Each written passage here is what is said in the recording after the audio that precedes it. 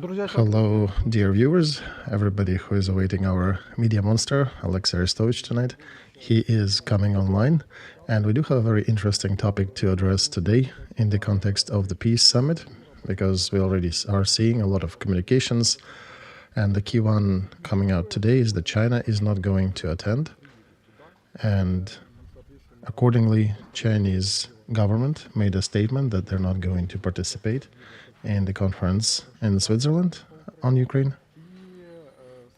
And I think this is a significant event in the context of other events that are happening around Ukraine at this moment. And that is what we're going to talk about today. Good evening. Hey, everybody. Hello, Alexei.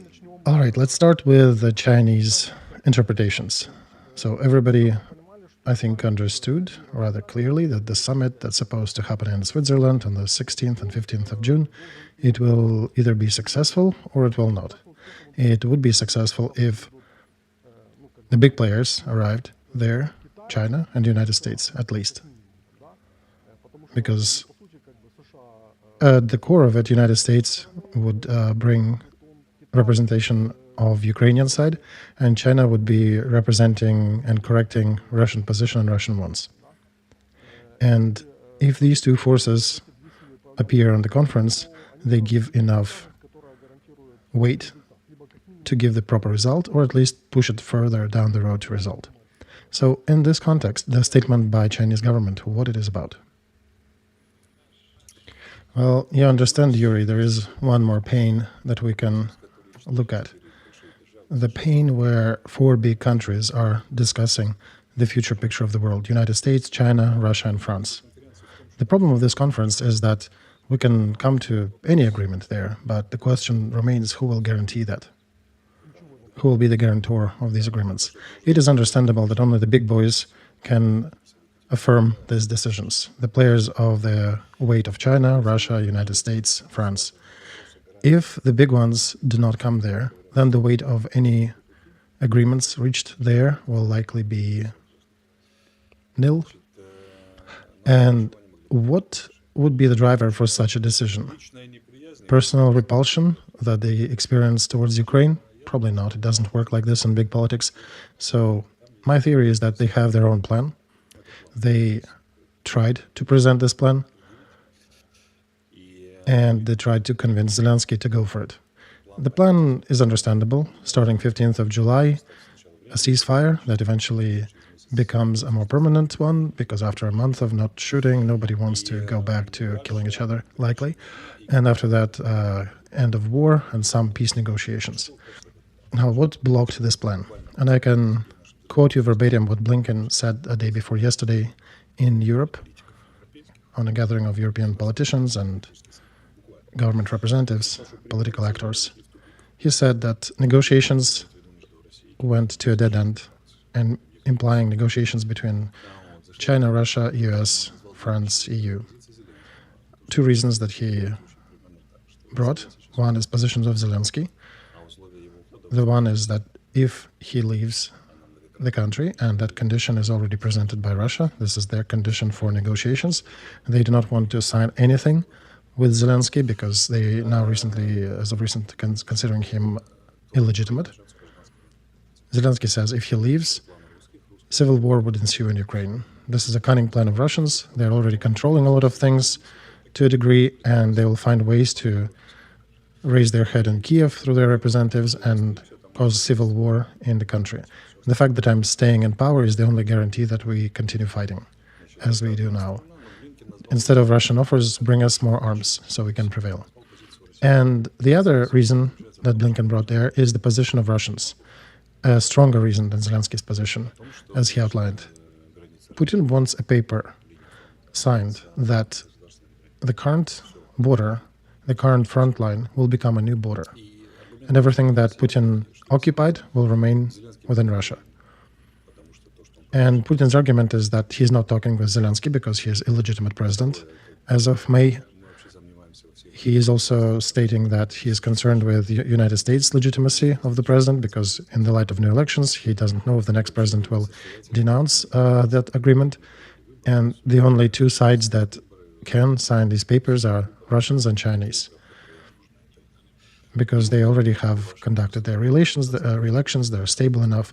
And if you guys will not find within yourself to sign this paper, we will continue hitting Kharkov and other districts and destroying the infrastructure. And Blinken said the next window of opportunity will likely open after elections in the United States, according to the opinion of Russians, and until then, the war would ensue. And that fight can be tracked by the statements of all those four sides, because the whole week we saw different statements saying that NATO will be hitting Russian territory or allowing Ukraine to use their arms to hit Russian territory. We will not do that. There'll be certain scenarios if Russians use nukes. So there was always that pressure, click and bait.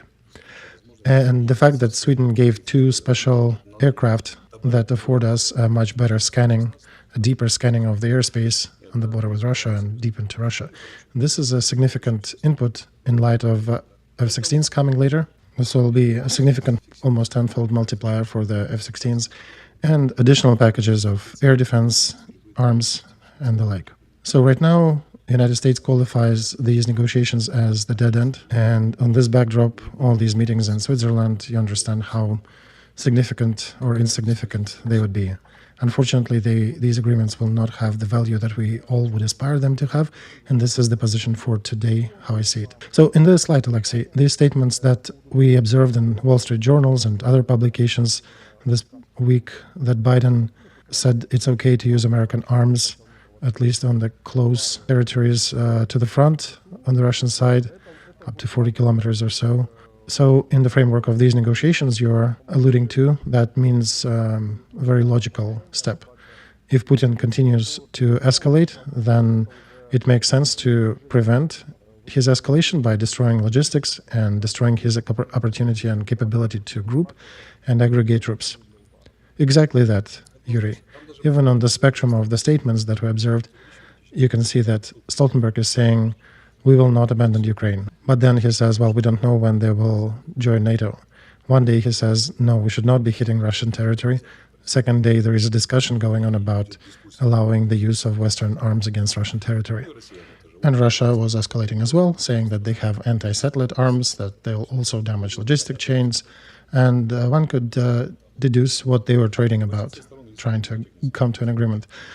There is one good news out of this negotiation and this situation overall, that Russians do not really want to push the border further, to push the front further. They can't.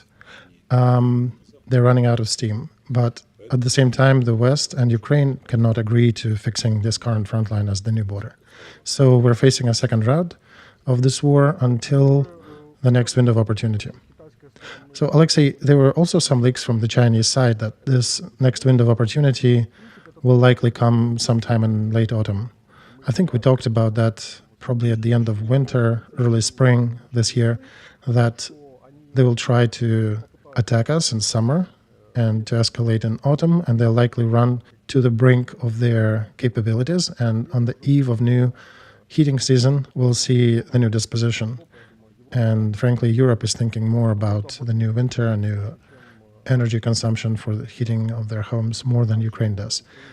However, we understand that Ukraine, with our destroyed energy system, will be not a good place to live in next winter.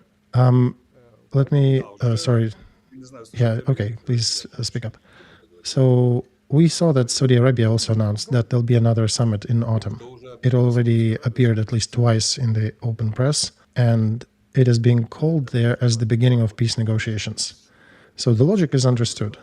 Russians are escalating their military effort to the max they can until these negotiations transpire. And they're probably going to be open another small front in Sumy. Maybe they're considering Chernihiv and Kiev districts. They're under high question mark, but Sumy has some probability, a high probability. And their task is to present their strategic ability to move the borders.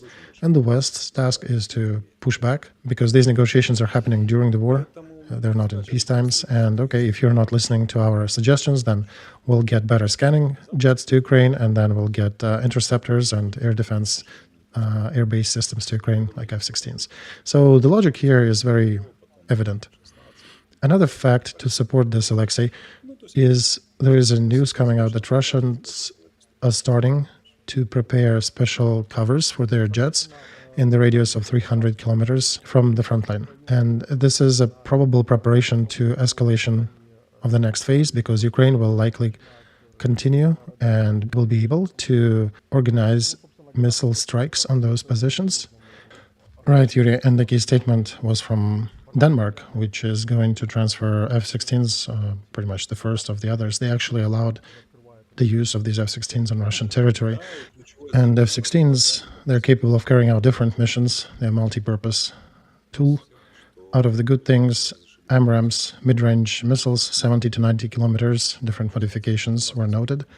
These are not long-range, 120, 150 kilometers, but even mid-range missiles is good enough to push Russian aviations away from Kharkov district that have been dropping a lot of those FABs on gliding bombs on Kharkov and Donbas regions. But it will not be an easy decision, an easy fight, because Russians have missiles air-to-air that fly for 300 kilometers. So we'll see how that will be used. I also wanted to note here, Alexei, that if you look at the logic of ATACMS and other means that we've been using against the invaders, during the last couple of weeks, one can see that in Crimea, Ukraine is destroying Russian S-400 systems. And in Lugansk district, also S-400s. So they are, in essence, removing that threat for F-16s, one can deduce. Because if S-400s are removed from the front line, it would make much easier for F-16s to operate in these areas. Right, air defense Russia will provide and can provide with their jets.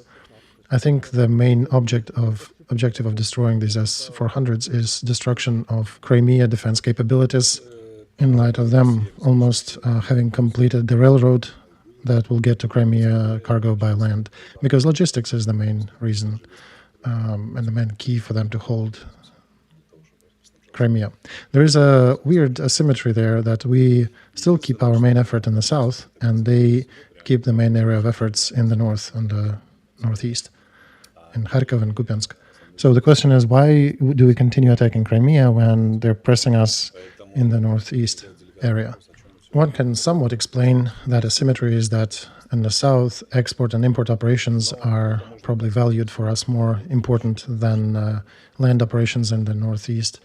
But I suspect we will be hitting some targets in Kharkov and Belgrade direction. We saw that happened in that area in Lugansk yesterday. And recently we also destroyed the station Sky, Neba, in Crimea that Russia was possessing there. It's about $100 million worth, very sophisticated tool that they do not have anymore. And Alexei, okay, by the way, it seems that the West is also opening the overtone window, increasing the nomenclature of goods, arms provided, and allowing Ukraine to use it against Russian territory. And the more I think Russians will express their stubbornness, the more nomenclature will grow. Right, exactly, Yuri. It's the repetition of the same scenario. Do not go into winter campaign. Do not go into summer campaign. If you are going there, we will provide more aid to Ukraine if you do not get the message. But Russians are hoping that they can create enough problems for Ukraine, more than the West can create problems for them, or West and Ukraine combined. So nobody on their side is going to give up or forgo these efforts, and they are targeting our railroad supplies, our energy networks, to make sure we cannot provide support to the front adequately. All right, so about the NATO summit that will happen in the first part of July, what should Ukraine expect from that? And there was also information that surfaced that Biden will give some security guarantees from the United States, supposedly. And if we understand, it probably will be in the same format that Ukraine signed agreement with Britain and some other countries. So it would be not guaranteeing us that the United States will bring their troops here, like on the territory of Japan or South Korea, but I think there are some guarantees in this package about the arms that Ukraine will be getting from the United States in the years to come, and probably other related elements to this agreement. But at large, what do you think about Biden and his intent to sign that? And also we can probably remember a situation about Trump that also is surfacing now. And I think Washington Post recently made a publication that On the meeting with donors, Trump said that he is ready to hit Russia and China if China will get into Taiwan or if Russia will continue trying to get into Ukraine. You know, as they say, we've been for Trump since my childhood. Right. As I said many times, Trump, when they say that he's a Russian spy, that he will give up on Ukraine, that he hates Ukraine, this is stupidity. Trump is a very straightforward person. He will try to make an agreement, and if Russia will refuse, he'll bring up the bombers in the air. He would not hold back. And if he says that I would be bombing, and he said that if Russian army invaded Ukraine when I was president, he would be bombing Moscow already. I can see, definitely make that decision. Maybe not Moscow, but definitely attack some warehouses and military logistics on the territory of Russia. So he's a person who can do that, who is capable of this act. As for a NATO summit in Washington, nobody is concealing that in Europe and the United States, that there will be no invitation to NATO for Ukraine. There'll be another complicated answer for Ukraine as the result of this meeting. They will, of course, give some goodies and some gifts to Ukraine. They will sign some agreements. And by the way, the situation is changing. In the United States, they are restarting the factory that will be producing explosives, the shells. But I think the guarantees will generally have, as an outcome of this summit of NATO countries, probably transfer of some military equipment, additional nomenclature, and probably a secret protocol that usually exists, for example, that touches on extraordinary situations if Russian offensive will break through Ukrainian front and there'll be a threat to Dnieper or to Kiev, or if Russia is to use nuclear arms on the Ukrainian territory or on the front or near it somewhere. There are always protocols discussed about possibly bringing NATO troops onto the Ukrainian territory. Now remember, some people were laughing or not taking it seriously when Hodges mentioned a while ago, probably in April or May back in 22, that if Russia will use any tactical nukes on Ukraine, NATO will use conventional arms to destroy all Russian invaders on the territory of occupied Ukraine, including Black Fleet. Last week, President of Poland came out with the same statement, and we understand that this is not time and place for him to fantasize about things, and these are the hints that are being dropped for Russia about the limits of the deal. What is allowable, what is not allowable. Now, this is difficult to understand when you don't see the whole logic of what's going on, but when you see the picture, you can clearly see where this train is headed.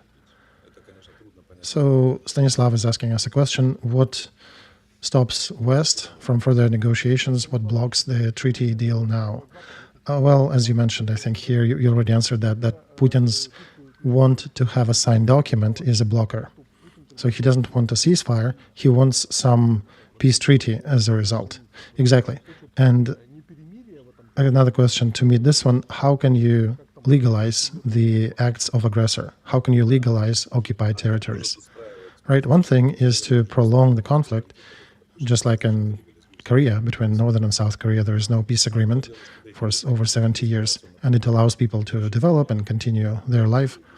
And same here, some in the gray area, trade deals, some economic development, some Istanbul or Minsk process. The main thing is to stop the hot war, stop shooting, so economy would have a chance to grow.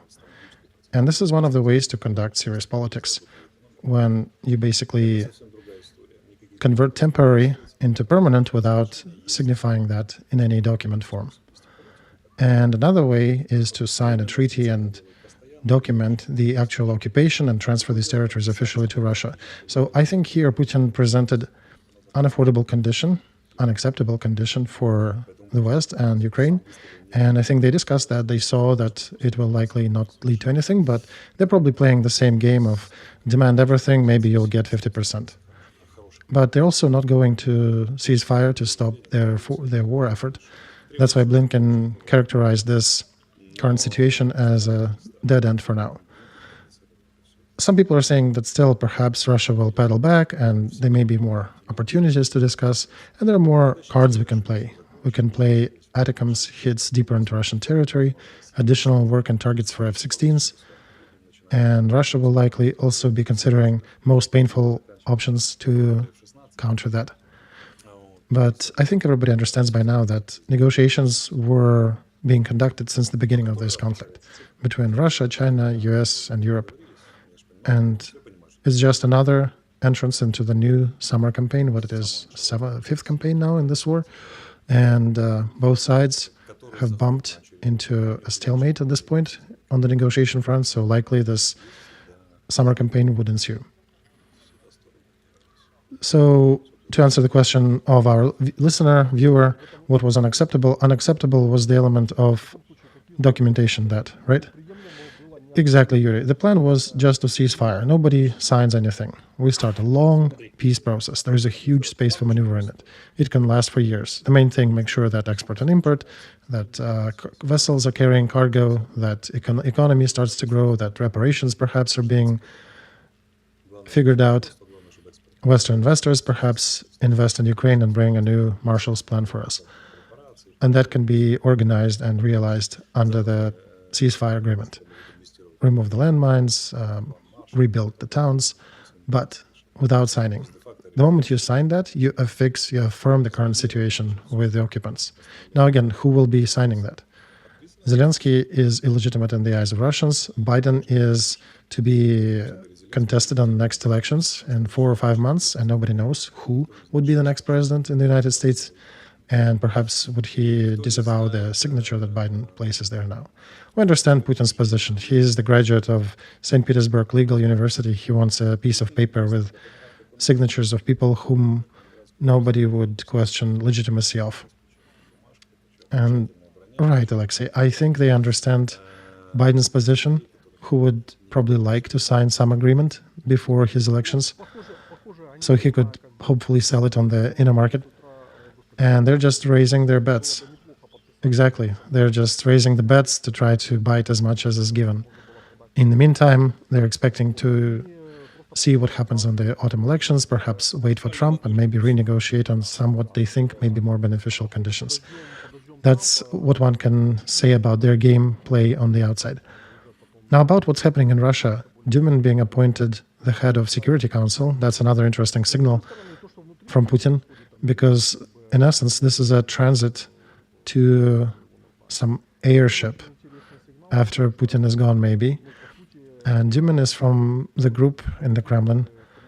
One can call this group that is more about making money and about different kind of agreements and corruption than about fighting hot warfare till the victory or till disaster. And understandably, the fact that they're still deploying their military-industrial complex, they brought Belousov to manage it, and in essence removing Shoigu's group in the Ministry of Defense. All of his old guard is being replaced by new figures. So that's the beginning of the larger cleansing that's happening under Putin's umbrella. And they're opening a road for the 50-year-olds. They're removing the 60s and 70s grandpas. So that's likely what's going on there. But on the other hand, we can also pay attention that, and that's also to add to what you talked about at the beginning, Alexei, how Chinese companies started to flee from Russia. One of the biggest manufacturers of surveillance systems, who was occupying 50% of Russian market, it just left, just packed shop and left. Chinese banks also diminishing their activities. You heard some news about Alibaba limiting their activities in Russia. So reacting to Putin's refusal to negotiate and his stern position, United States are tightening the bolts with China, and China being a commerce-driven country, they're reacting to that. Absolutely, Yuri. Just a couple of days ago, there was a news published that Americans are considering a complete economic embargo against Russia, full prohibition of any trade. So if any company has any trace of trade with Russia, they will fall under sanctions, and Chinese definitely do not need that. Their inner peace and calm heavily depends upon good economic balance, and any fluctuation will affect China, so they're trying to not get in trouble. As for Dumin, yeah, that was initially an initiative to prepare some air to Putin when he resigns. Then this plan seemed to have been abandoned, and now he's being dusted off and brought back up. Dumin is an interesting character. He's an FSB person. He actually was behind Wagner troop creation, so he was one of those who was negotiating with Prigozhin during their march in Moscow to lay the arms down. So I think Putin may be testing his abilities and his place, whether Duman will be able to win the inner apparatus struggles and fights, because I think they're considering both. They're considering Security Council as an optional organization to see how it fares in the overall fight for influence and power in Kremlin, and also Duman as the leader of that organization now. But the fact that the party of the old war, not the party of war, but the party of old concept of war under Shoigu has been dismantled, and Kozak has prevailed with his group, who are looking more at economic consequences and economic side of the picture. But yet even that group has not really fully prevailed, because there definitely is a trace of desire to fight, and Putin is balancing in a proper Byzantine fashion between those who are for the continuation of war and those who are pacifying relations with Europe and economic trade, reestablishing the economic relations. And Russia understands how expensive it is for it to continue push forward, and that's why they are ready to freeze the border, and preferably they would like to record that on paper. Of course, there is a situation on the front when we do not, neither of the sides can prevail. Neither they have a full parity, they're sending missiles and being active, but we also have our drones and our strategies that hit them pretty hard. So if we have not come to an agreement right now, there likely will be another escalation run until the elections in the United States. So one can probably prepare for prolonged fighting until at least January as the result of this. So Alexei, it appears that summer and autumn will be repeating the situation of last year, only in reverse. Russia will be attacking, and we will be defending and fortifying and getting more of the Western arms to repel this push by Putin's troops. Now, if Russia succeeds and grabs more territory, that would become additional argument in negotiations, or if we succeed in dismantling them, that will become a stronger argument for us to limit their wants on the next stage of negotiating behind the screens for now. So basically we are looking at Ukraine having to weather another 6 months, during which there'll be new, specifically after the elections in the United States are done with. Right, it's a repeat of the cycle. We tried before, they tried before, so now we're in a new cycle of this. The other thing is that both us and Russians are running out of the runway. We do not have much of the new opportunities to rely upon, starting with mobilization matters and ending with logistics and support. In a long perspective, obviously the West will prevail, because the matter is more of a whether we will have enough people, not if we'll have enough arms. If you look at the situation removed, somewhat cold-blooded, step outside the frame, situation looks rather interesting. Both us and Russians have no capability to prevail and to win militarily on the front.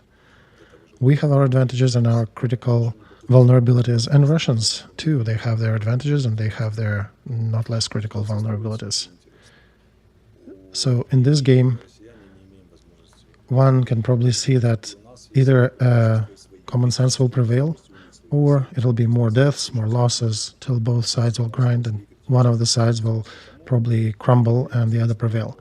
But again, does it imply that we should be signing the formal document about the new borders? No, nobody will go for that. So another question, whether United States will be able to come to some agreement with Russia in the meantime. No, they are not capable to. The plan was different. The plan was basically to come to a ceasefire and perhaps hold it for as long as needed, same as between two Koreas or between Japan and Russia. There are a lot of situations like this in the world. These agreements, ceasefire agreements in prolonged perspective, afford a lot of gray area maneuvers and essentially same as peace ultimately, but without signing new borders and territories away. But they have decided to ask for this suicidal document that basically kills this agreement. So a lot depends upon how much aid will we get this year.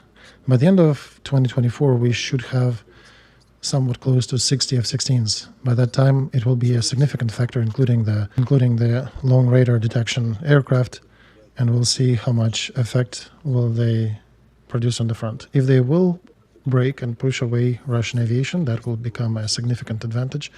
Also, Czechs confirmed that there'll be more artillery shells coming, and then we can probably pause or stop Russian offensive actions. No modeling will show here because only the actual activity on the front will reveal the real picture. How will Su-35s from Russia deal with F-16s? Who will prevail? And in this war, a lot of weapon systems that were used effectively in Iraq and Syria by Russia and Iraq by the West, they revealed definite advantages, but they also revealed a lot of weaknesses. And if certain armor, certain combination of equipment will prove to be most effective, we can get to a negotiation position faster. So basically you're saying that if Russia are losing the gliding bombs factor that they're using to support their meat storms with, then they will lose any perspective that'll destroy one of the two pillars of their offensive actions. Right, the main pillar that allows them to even move. If we get enough, and when we get, seems that we will, artillery shells as well, we will problematize the counter-battery fight for them as too, and we will destroy a lot of their artillery. And without bombs or without artillery support, their freshly mobilized infantry will be much less effective. They definitely have some of the better prepared detachments, but there are not too many. And that's not enough for the front. The question is, how shall we prevail with two factors, with aircraft and air-to-air fights, and with artillery counter-battery measures? So, Alexei, look, in these conditions, that Putin's game, that thing that he keeps bringing up, the illegitimacy of Zelensky, it looks like they are basically hoping on the entry to this negotiations trend in case of successful negotiations concluding somewhere in mid-July frame. They would be hoping for some elections in Ukraine, either in autumn of 24 or in winter of 25, that would turn into some sort of referendum about the ending of this war in this format of ceasefire. And then new president would have a mandate to sign this agreement, right? And now this logic apparently is being fully dismantled. It's not fully dismantled, Yuri, but according to Blinken's word, it is in a dead end. But we understand that Zelensky will be resisting that eventuality as long as he can. We don't need to go into details, we can if you need me to, but the overall positioning of this question brought Putin to a dead end as well. The signature, the signed document. Whom would he sign it with? Was Stefanchuk who was arguing with Zelensky? No, not really. So it also depends upon the situation inside Ukraine. If, according to recent polls, we have maybe 1/3 for stopping the war and 2/3 against, 2/3 want to continue war and push Russians out, that's one picture. If that reverses, if we have most of our society willing to stop this war, if people and business is battered by economic situation, lack of electricity, difficult winter with lack of heat, and more losses coming from our new mobilized troops, that the question might change. And people's moods by November could be very different. It may become a significant factor that we cannot foresee right now.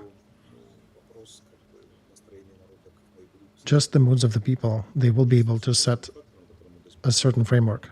You cannot ignore sociology, you cannot ignore large numbers. And public opinion definitely will have a chance to affect situation and move this negotiation framework. So the key factors as I see it is good support from the West, internal position of our society about this war, and position of Russia about continuation or negotiations. And also whether the West will play large enough economic role in supporting our society and then rebuilding it after. Right, how will society react to, for example, French instructors coming and maybe other Western troops coming into Ukraine proper? And There are a lot of discussions on this matter, not about just instructors, but also a suggestion of establishing a shield over the western Ukraine and shooting down Russian missiles. A lot of things are being discussed.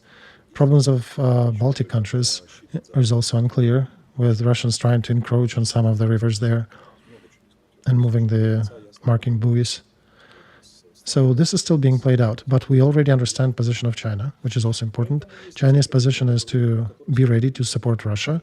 In their anti-colonial politics, they would appreciate using Russia as a mad pit bull to attack the West, but China is not ready to fight with the West directly, and they don't even want to synchronize with Russia to a higher degree as well.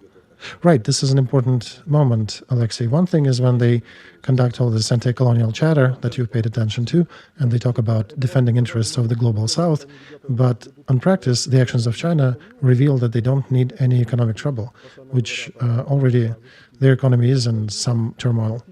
Right, everything is fragile. Nobody knows exactly what's happening there economically. Chinese statistics are considered to be massaged when they are published by the West. So any serious economic turbulence creates a risk of a heavy situation politically in China, domestically. And nobody would stand for Putin to the last breath in China. So they are already considering more sanctions. They're withdrawing their companies from Russian market, and they already are limiting bank transaction between two countries. So if there'll be no agreement coming right now, then a next round of a big fight will ensue. So, Alexei, it seems to me more and more that we're going into Iran-Iraq war scenario, when at the beginning of this conflict, the fight was very intensive, and after that it went to select missile strikes, and then eventually it went to a prolonged warfare, relying more on the economic survival, attracting some allies, attacking transport routes. Right, exactly. Whatever you have, that's what you use against the other side, as you accumulate some. And the story here, indeed, may lead to a ceasefire on the ground, not because of the official ceasefire, but because they run out of their infantry. And meanwhile, missiles can continue flying. Their missiles to any point in Ukraine, and our drones reaching as far as 3,000 kilometers deep in the Russian territory. Difficult to predict. We also do not know whether our people will react better going into the winter season. Right, especially, Alexei, at the end of it, because on the outcome, when the spring comes, we'll see a different society here. If we do not bring enough elements of natural gas compressor stations and pumping stations and other means of generating energy and transferring energy. So I'm sure that in this regard, the West will try to provide some umbrella for over the Western Ukraine. I'm quite sure that they will establish something to protect the west of Ukraine, either with their Patriots missiles or some other stuff. Right, to protect the natural gas reservoirs. Right. So they could do some reverse exchange and connect Ukraine to their grid.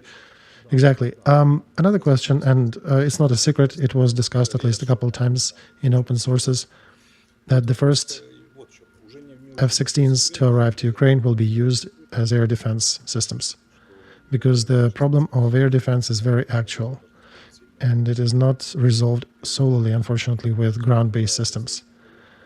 Of course, however, it may be disinformation, and we're discussing it now successfully, but the thing is that F-16 is indeed a multi-purpose jet, and if you have 9 of them on air, 3 sets of 3s, first 3 may be targeting something on the ground, the next 3 may be defending our targets, our troops and our systems, and the last 3 fulfilling some other purposes.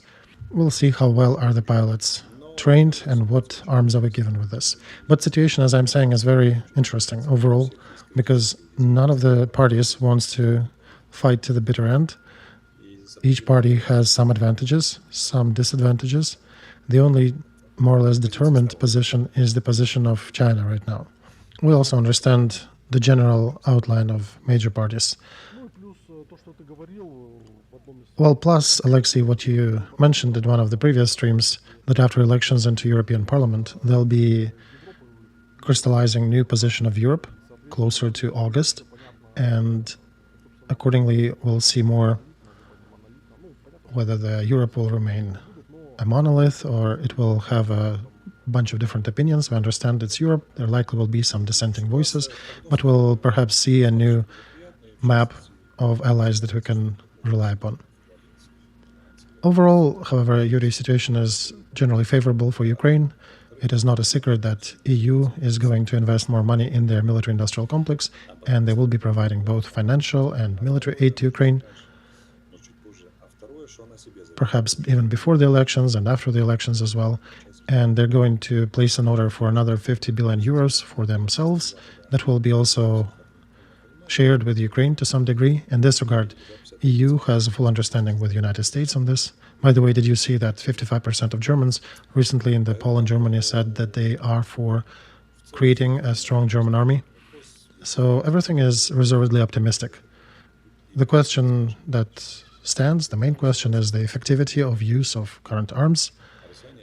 Ideal for us would be a situation when new arms arriving to the front turn out to be most effective for us and Russians cannot find a way to counter them effectively. And then their negotiating position will start changing towards softening. Could be a different situation when we find that it's not too effective what we have or how we use it, and then Russians can counter it rather successfully. Then it'll be a different outcome. But unfortunately, nobody can predict that. Guys, please do not forget to like that stream. There are several important things we discussed here about Blinken and some other trends. We're posting that video on both Alexei's channel and my channel. Side note, it also, of course, goes in the privateer station in English. And do not forget to click like and subscribe if you have not done that yet. That helps us. Also, we are conducting a fundraiser for Ukrainian armed forces. In the description to that video, Yuri's link is for several tens of thousands for 47th Brigade that is fighting on the Avdiivka direction for radio interference systems. And Alexei is conducting a fundraiser for 110th, that is a neighbor brigade to this one. So yes, guys, please support if you can. And I suggest we do not discuss the topic of Portnikov, who debated Yulia Latynina in a different format. Right, I actually invited him to debate me, and I apologized for a couple of statements that I made, that were in a rather offensive format for him, so I understand he would not be accepting debating with me without me apologizing, so I've sent that. I don't know if he will accept it, but I came out and suggested let's discuss. I would say our positions are not too different, by the way, his and mine. I would even say so much that they are very close to each other. The only thing that I seriously disagree with him about is that he is presenting Ukraine as the victim that was raped. I think we should not abandon the authorship position. We should be in a stronger position that Russians are not the law and order here, and we have our own rights to decide our destiny. So I think these debates would not be too actively fighting against each other, but in general, I think our vectors collide. We perhaps only differ in anti-colonial discussion. I don't think this is our story. I'd rather go into the authorship point of view. So if he indeed wants to look for truth and not just posture and collect the likes, then it could be a good discussion. But overall, they did a good deal with Latynina, bringing up these topics and discussing different opinions, especially when people from different political camps are discussing these aspects of coexistence of Russia and Ukraine. So I came up and invited him to debate me. Don't know if he'll agree, but that's the situation for the current moment. All right, tomorrow myself and Oleg Khomyak will also talk about that. Please come join if you can. Sorry, Yuri, I have my other stream overlapping yours, so I won't be able to join you guys there. Meantime, I suggest our viewers to watch another good stream with Ilya Chadaluma, who basically dismantled the whole colonial discussion and highlighted the instruments that allow us to be in a good, healthy position and normally interpret the story to not present ourselves as a victim and to feel fantastic about that. Right. He actually has a very good encyclopedic knowledge, and he shows both the history, the philosophy, the methodology, and he's doing it very effectively and in a very good language for the listeners. So if you haven't watched it, please go to Yuri's channel and watch that. Side note from Privateer Station, we will consider that stream as well for translating, perhaps in the next couple of days. We also posted this interview as an article on the site. There is a link to that on the description on Yuri's channel. Fantastic work of AI that just transcribed the whole interview, and it's a good discussion there if you want to. All right, I think on this we can conclude the stream. Very well paced, 45 minutes, good discussion. Don't forget to subscribe if you have not done that yet. Click the like button to make sure the stream gets wider distribution, and donate to Ukrainian Armed Forces if you are so inclined. And thank you, Alexei. Thank you, myself. Till we see you again. Goodbye.